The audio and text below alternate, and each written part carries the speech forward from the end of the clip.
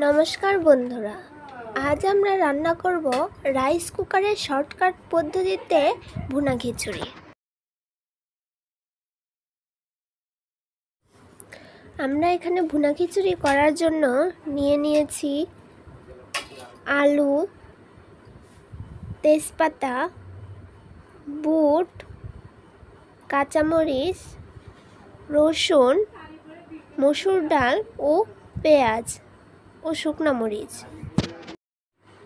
এখানে আগে থেকে 1 পট পোলার চাল ও 2 পট নর্মাল চাল ভিজিয়ে রেখেছিলাম। এখন আমরা একে একে সব কিছু রাইস কুকারের হাঁড়ির ভিতরে দিয়ে দেব।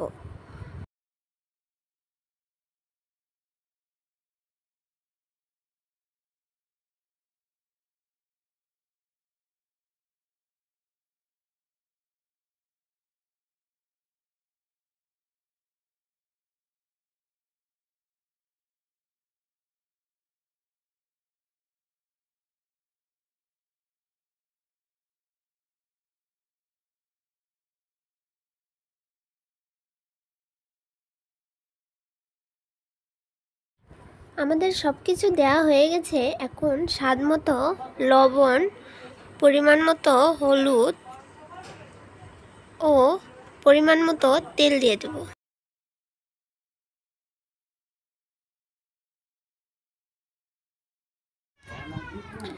এখন আমরা 2টা দারচিনি, একটা এলাচ ও একটা লবঙ্গ দিয়ে মাখায় নেব সুন্দর করে। এখন আমরা আগে থেকে কষিয়ে রাখা মাংসের তরকারিটা দিয়ে দেব।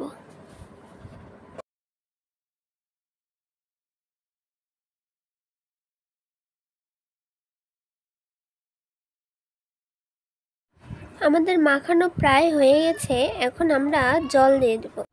আগে থেকে আমি জল মেপে রেখেছিলাম। এখানে আমি 3 পট চালের জন্য 6 পট জল নিয়ে নিয়েছি।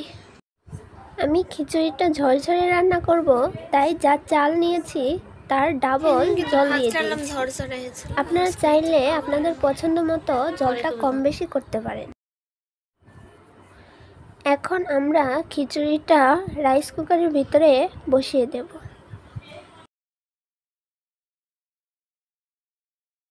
তারপর ঢাকনাটা দিয়ে অপেক্ষা করব 30 থেকে 40 মিনিট।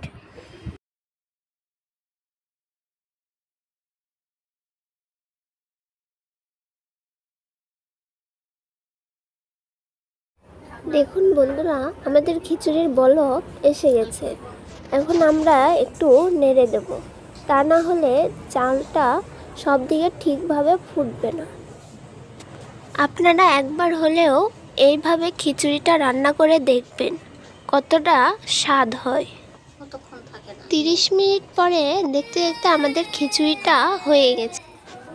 এই ধরনের রান্নার সুন্দর সুন্দর ভিডিও পেতে আমার চ্যানেলটি সাবস্ক্রাইব করে আমার পাশে থাকুন।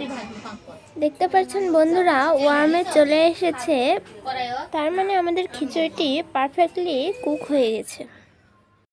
এখন আমরা পরিবেশন করে নেব।